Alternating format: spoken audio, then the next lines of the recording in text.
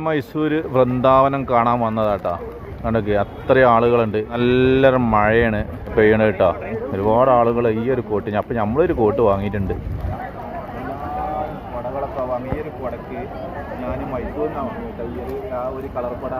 ഈ ഒരു കുടക്ക് അവിടെ 400 രൂപ പറഞ്ഞത്. പക്ഷേ ഞാൻ 250 രൂപയ്ക്ക് അവർ തന്ന്. ഇവിടെ കുടക്ക് 500 രൂപയാണ് പറഞ്ഞത്. ഇപ്പോൾ 400 കൂടെ 500, 250 രൂപ ഞാൻ മൈസൂരിന് വാങ്ങി. അപ്പം നമ്മൾ അതിൻ്റെ അകത്തേക്കൊന്ന് കയറാം. നല്ല മഴ. നമ്മൾ മാർക്കറ്റൊക്കെ കാണാതെ നോക്കാൻ ആ കുട ചൂടിയിട്ടൊക്കെ വരുന്ന രംഗം നോക്കാനിട്ടാണ്. അപ്പോൾ ബാക്കി നമുക്ക് കാണട്ടോ. കൂടുതൽ നമുക്ക് കാണിക്കാൻ പറ്റില്ല, കാരണം നല്ല മഴ ആയതുകൊണ്ട്. ഉള്ള മഴ നമ്മൾ ഒപ്പിച്ചാം. ഓക്കെ. അപ്പോൾ ഇതിൻ്റെ അകത്തെ കാഴ്ച കേട്ടോ. വൃന്ദാവനത്തിൻ്റെ അകത്തെ കാഴ്ചയാണ് ഈ കാണുന്നത് കേട്ടോ. നോക്കിക്കോളി. നോക്കാണിതാ അതിൻ്റെ അകത്തെ ഒരു ഇതാണ് ഇപ്പോൾ ഈ കാണുന്നത് കേട്ടോ. ഇത് ഇവിടെ എന്താ പറയുക, എല്ലാവരും ഈ കുടറ്റാണ് കളിച്ചു തരുന്നത്. ഇതിനകം നമ്മൾ കാണാം. ഇത് ഡാമാണ്. വൃന്ദാവനത്തിൻ്റെ അകത്തുള്ള ഡാമാണ് കേട്ടോ. എന്താ പറയുക, ഒരു പ്രത്യേക വൈബ്. ഒരു ചെറിയൊരു തണുപ്പും അതുപോലെ തന്നെ ഈ ഒരു കളർഫുള്ള്. പ്രത്യേകിച്ച് നമ്മളെ കുടകളാണ് ഇവിടെ കളർഫുള്ളായിട്ടുള്ളത്. ആരെടുത്ത് നോക്കിയാലും കുടകൾ. അപ്പോൾ ഇങ്ങനെ വൃന്ദാവനത്തിൻ്റെ അകത്തുള്ള കാഴ്ചകളാണ് ഇപ്പം നിങ്ങൾ കണ്ടുകൊണ്ടിരിക്കുന്നത്.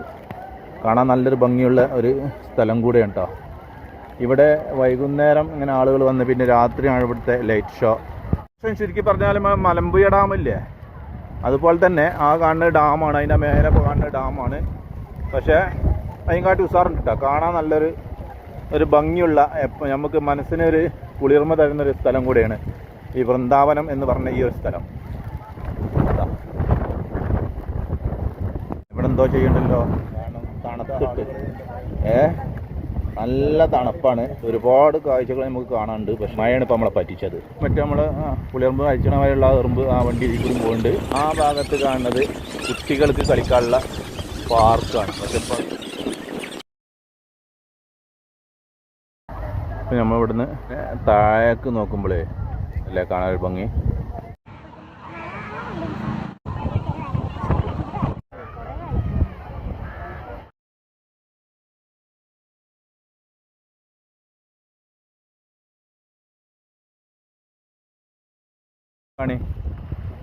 നമ്മളെ ബുഷ് പുല്ലറ്റ് വെട്ടിണ്ടാക്കിയ കേട്ടോ.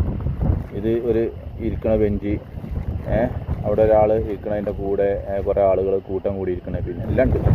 ആമ, മുയൽ, താറാവ്, കുതിര, പിന്നെ കുളത്തെറ്റ്, കക്കൂസ് എല്ലാം ഈ സ്ഥലത്തുണ്ട് കേട്ടോ.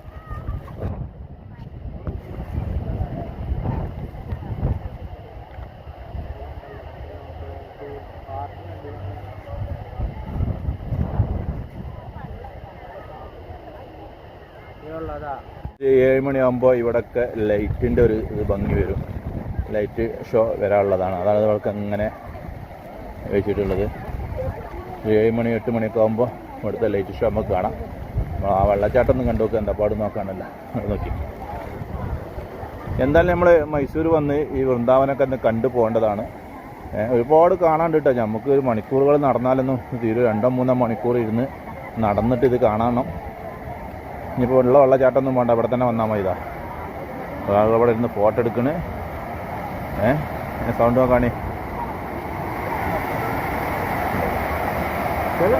നമ്മളെ ഇന്ത്യൻ്റെ ഭൂപടത്തിൻ്റെ ഉള്ളിൽ ഗാന്ധിജിനെ വെച്ചിട്ടുള്ളത് കേട്ടോ.